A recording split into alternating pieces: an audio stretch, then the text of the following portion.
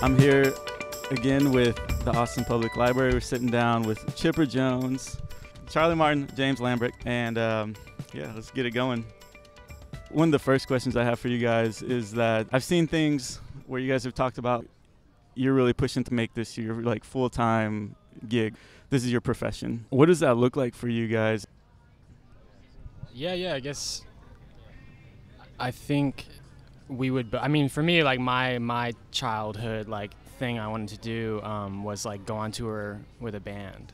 So, and now we've done that, but like, and I guess in recent, like kind of since we like started the thing and started touring, just sort of realized like it's actually what I want to do, like as long as possible. So, yeah, I think for both of us, it would just be like being able to just do music like all the time and be in the studio instead of like at the restaurant, you know. That would be ideal. But definitely no real lofty aims, just like want to be able to have time to like be creative and that like sustain us. That would be amazing. That kind of goes to my next question. It seems like a lot of people I've seen who do take on that next step where it is their livelihood. It seems like they have to leave town. Do you guys feel that like that's coming where at one point you're going to have to get out of Austin to actually take the next step? Or is Austin a place that can sustain musicians?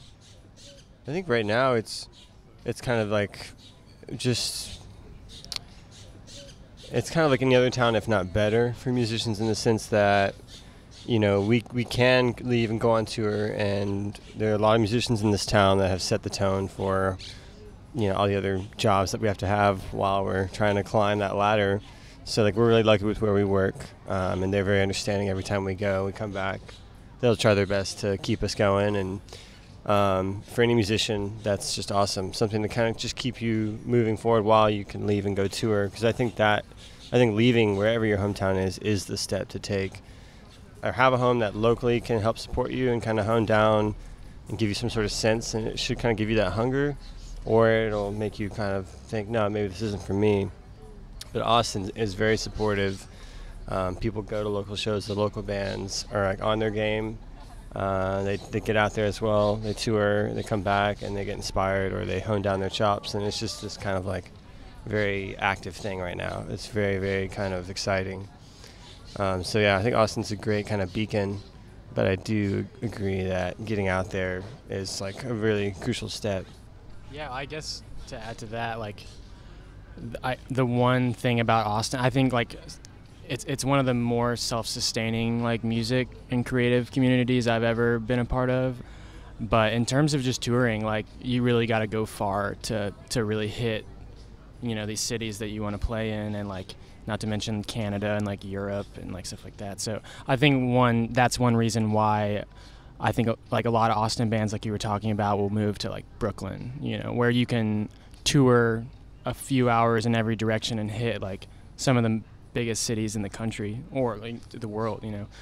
His father actually lives in Rockaway, like outside New York City, and we spent like almost 2 weeks there in the middle of our last tour, and like wrote and just hung out and realized it was definitely like a great spot, and it's kind of desirable in terms of touring. But for now, I think Austin is like home base. I mean, it'll always be home base, but yeah. Yeah, so you mentioned a tour. I've been looking at all the different stuff you guys have going on, and it's like a ton of stuff. This last year, what have you guys had going on? Like all the things you've done, and what did you hope to get from that? Yeah, so this year was kind of an exciting one. I guess back in July, it had been like a year since we had gone on our first tour. And then in that year, we had done, I think, 3 tours total. One kind of throughout the Midwest, one up the West Coast with our friend Nether Friends, and then one up the East Coast into Canada with our friend Cody from Corduroy. In the middle of that, we also put out a 7-inch. The label we're on, Raw Paw. A lot of traveling. This is probably the most I've ever traveled in my life, and it's been really, really awesome. And we're kind of learning like that's really important, just to keep moving. And so yeah, that's what I got from this year. Yeah, I guess just like trying to, because you realize you want to cover a lot of ground.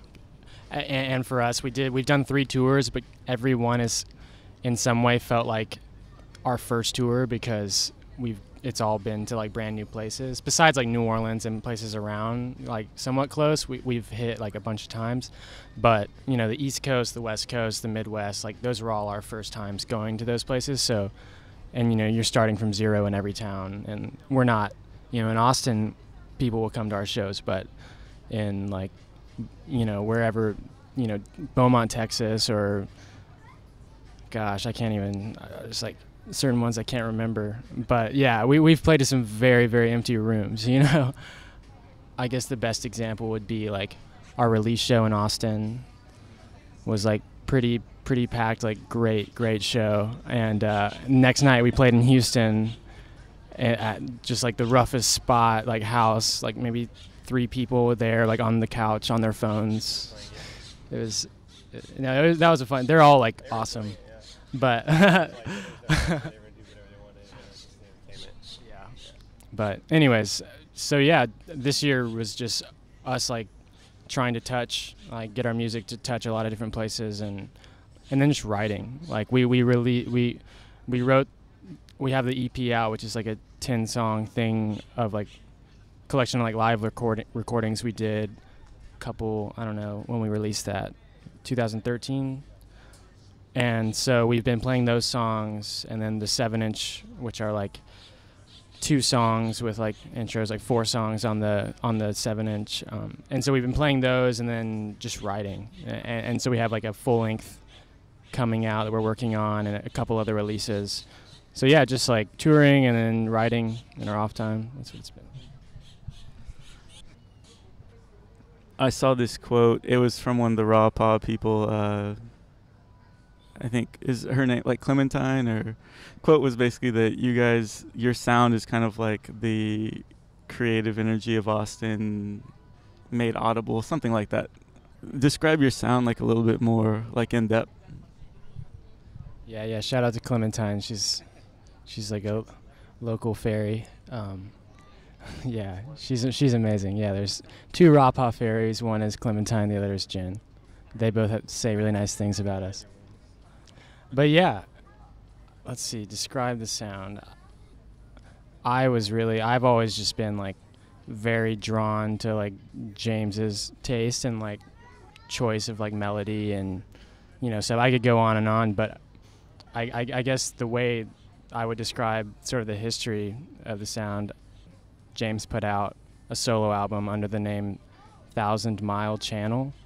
He put out a solo album. It's just like guitar loops, and I heard that and wanted to just like play like simple backbeats behind it, and so we got together and sort of realized like our influences were could like come, or just like kind of work coming together in a nice way, and we both sort of like pull each other in different complementary directions, I guess.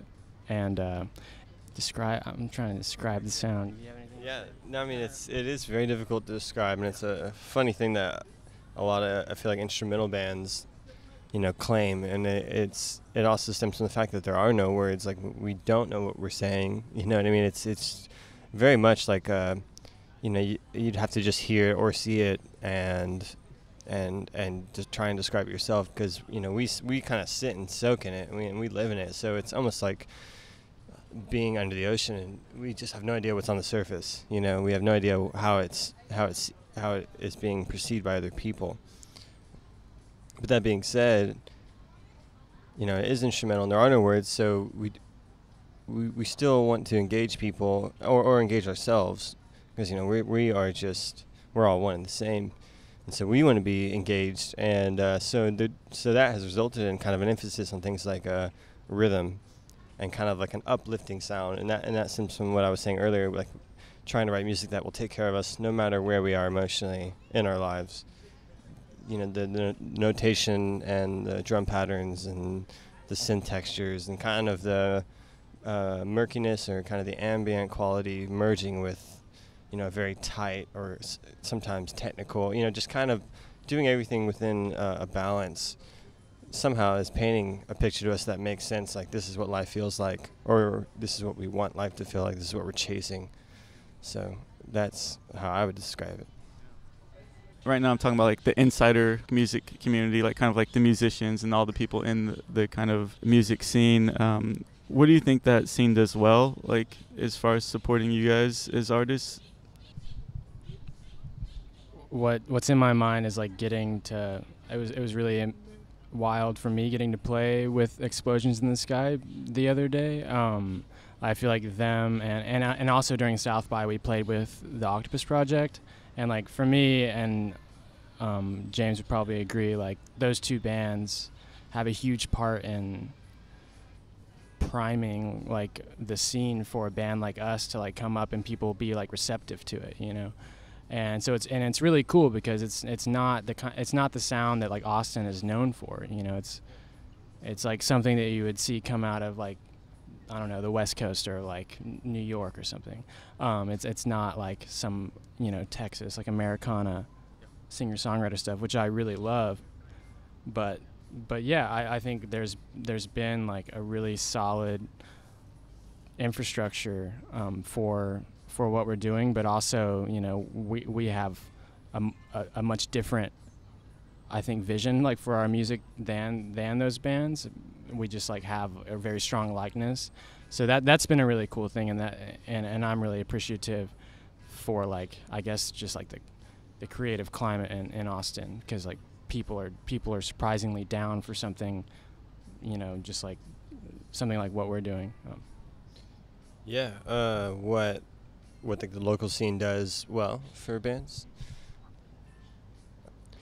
So what makes it really, why it's really exciting to be a band from this town is because the locals specifically are very excited to kind of see what is the next thing, like what is the next sound coming from here, and in response to that, they're very excited to go see a house show that they heard through the grapevine, or you know, like our label Raw Paw is super great about throwing these really fun shows where they throw a lot of energy and effort into, you know, and pull a really interesting kind of eclectic crowd of people. So yeah, being a band from here has been really awesome because the scene is very, very supportive and just interested in seeing like what's going on a ground-based level. Yeah, I totally see that. And kind of opposite flip side of that question, like what do you think could be improved upon? I guess venue wise, I don't know enough to like talk about, you know, the actual situation, but I do know that there is, you know, something going on that's pretty negative with just in terms of like the town really being, you know, how it's taking care of its venues, and because we depend on the venues to take care of us. And so yeah, that I know that's a real struggle, but I can't really talk smartly about it. Smartly. Charlie's also the only one with a degree, so yeah, we're definitely gonna hit the ground pretty hard. It's interesting. I think Austin, one of the things it could do better, or I don't know if it could do better, but definitely something it does to bands is it spoils them. You get very spoiled. And I think so, kind of reaching out more towards just the bands. Really, the locals, they shouldn't be held responsible. Like it's still a city. People are going to want to move here. Hotels are going to be built. That's just what's going to happen to any growing city. So it's important that the musicians don't, you know, give up. Like if maybe we have to move a little further out, but like it will keep building. And I think it's also important that don't think that just because you can play a show here that's, you know, 500 people, that you can relax. You know, don't that you can just kind of you know, don't let that satisfy your hunger, because like you were saying, you know, we did our tour kickoff and knowingly we Raw Paw, you know, brings the crowd, and the band's, you know, the homies run deep here. So when you throw a show, like it's kind of like a reunion almost. And the next day you're playing in a closet to, you know, people, you know, putting CO2 cans in their face, and, you know, whoa, like just something totally different.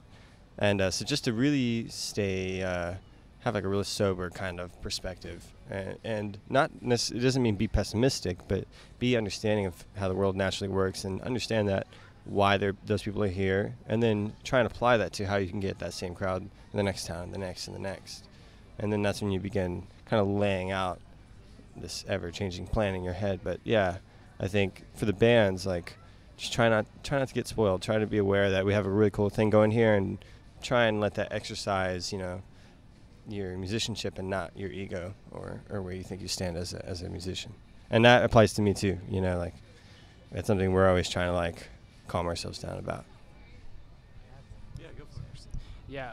I guess the other thing that I've noticed, sort of surprisingly, Austin has, and this is just something I've like heard, but like Austin really doesn't have a great reputation for like touring bands, especially like touring bands on our level, just in terms of like these bands coming to town and having like a successful show and like making like more than $60 and like, having as good of a time as they should, like in such a great music town as Austin.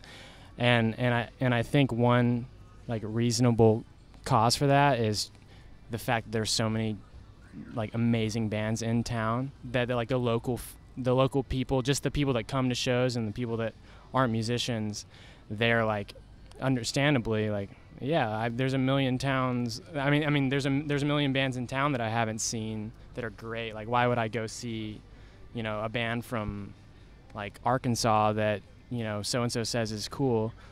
Whereas like we'll go like one town that's great for touring bands is New Orleans, or at least for us. And there's this whole like kind of like Austin, New Orleans, Nashville connection, and then like the Nashville kind of connections go up to like the East Coast, and so we have a really great like web of close friends and like musicians we look up to a lot. But I would say Austin is like the town where touring bands always come, but in terms of like the fans, I don't think people and maybe the venues too, like they're not as stoked as they should be, or as like I don't know, grateful as they should be for these bands coming from New York or Canada, and playing here on like a Tuesday night, and nobody's there. So I think it could be a better town for touring bands that aren't like Alabama Shakes.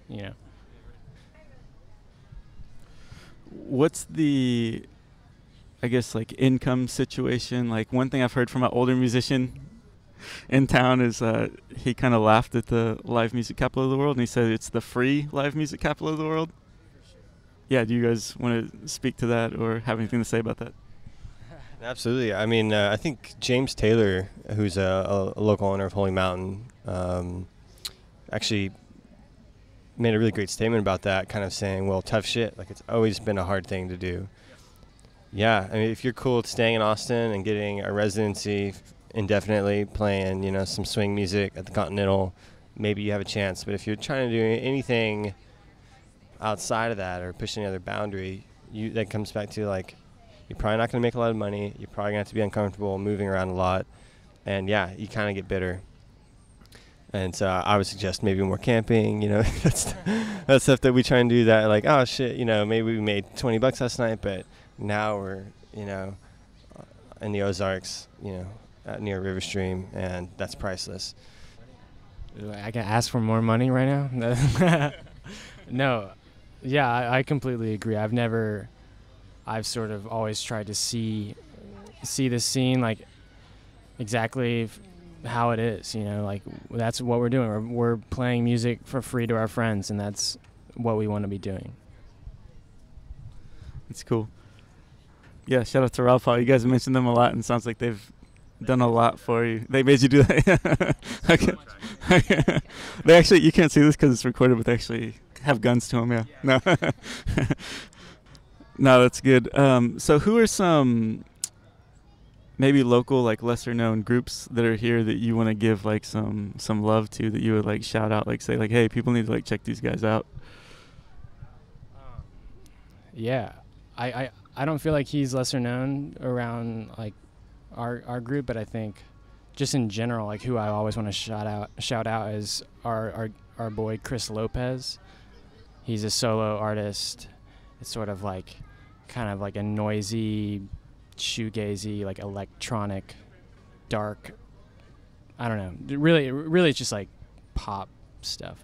but it's you know, has its own sound, and like he's definitely one of the just the realest like musicians I met in town, and just like as a person, kind of like all around, I think he's just one of those guys, like he's in it for the right reasons and like really inspires me.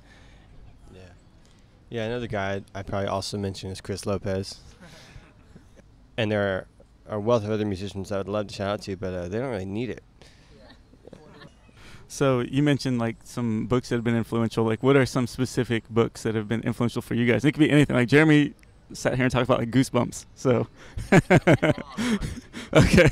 So yeah, like if you could just like throw out some specific books that have really like you've really just even enjoyed or have like really made you think about life differently. Charlie's has been a very important, influential person on me, specifically with books. He introduced me to Haruki Murakami, but he introduced probably not a book that another Haruki Murakami fan would suggest as a first book, but something about it. Maybe I feel like it was like a second installment of a story, and so I was kind of just dropped in the water. I had no idea, but just the way that man expresses ideas. Kind of being for long stretches of time being very vague, and then all of a sudden being very specific. He talks a lot about kind of a lot of his characters are very lonely. They come home, they open a beer, they cook dinner, they pet their cat, and they're lost. And sometimes they're writers and creative people. He's got a really strong love for music. I started to feel like inspired by the characters he was writing about, and I started coming home and putting on a record, reading his books, getting up at hours I never thought I could, or staying up till hours I never thought I could, and that feeling okay, like he kind of exposed me to a walk of life I never knew was normal. Yeah, I don't know. For me, like, oh gosh, yeah, not. I mean, yeah. For me, like books and like reading. I studied anthropology and philosophy in college, and like really like got into like just books when I was like later years of high school, like early on, like Jack Kerouac, like all the beats, and then like in college got like deeper into philosophy. So it would be hard for me to talk about like a book or an author that what I would like say is relatable to like what I read lately is this author named Walker Percy. Like I've probably read his books most often like the last few years, but they definitely don't like inform my my music or anything. But I would say more so like just the professors that I like spent a lot of time with in school, who are obviously like authors in their own right. So last thing, one of the original goals of this too was to have this be a platform for community members too to record their own content and contribute, and for the library to be like putting that out there so that it's not just like our voice, it's the community's voice. So we got a community member here. I didn't tell her I was going to do this, but do you have any questions? I just have one that came to Yeah. mind, and this may be kind of like a lame question when you get, but what's the most spontaneous thing that you guys have ever done as a band? Let's see. Oh yeah, I can't. I have another band I went on tour, and well, we're not gonna talk about that. Let's see. Spontaneous. Gosh, that's kind of hard. It's not as furthest thing from a lame question. It's just like we're too lame to like have something really spontaneous. What was crazy? Yeah. Any ideas? Most spontaneous thing we've ever done. Probably make the band. It was kind of silly how quickly we started. I mean, he came over. I was living in a house with my prior band, and it was a lot of fun, but it was just kind of falling apart. And I put out this solo thing that he mentioned earlier, kind of as like it was really just mostly for me, just to make sure, like, it was kind of like, God, I couldn't convince these other guys I couldn't give them the passion. And so I'm just going to make something that I want to make, and I'm just going to put it out there, and at least it'll be out there, but hopefully years from now, somebody will find it and they'll want to collaborate. And maybe a day or two later, Charlie had hit me up, interested. He came over, and I remember we still like jokingly sometimes play the first song that we ever wrote. And it was after that I remember stopping and being kind of like, when's the next time you can hang out? When's, you know, what's your life plan for the next 2 years? You want to move in? You know, we would go and get beer and get some breakfast tacos and start kind of building the framework. And that was a very spontaneous thing. It was a matter of almost a day. Yeah.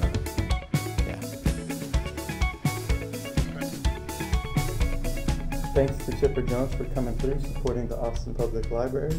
You can check out more from these guys at chipperjones.bandcamp.com. You can find them on social media, Facebook, Instagram. They've got a show coming up Friday, September 25th at Holy Mountain. They're closing that place down. It's an awesome bill. Go check them out. Support local music, support the Austin Library. Until next time.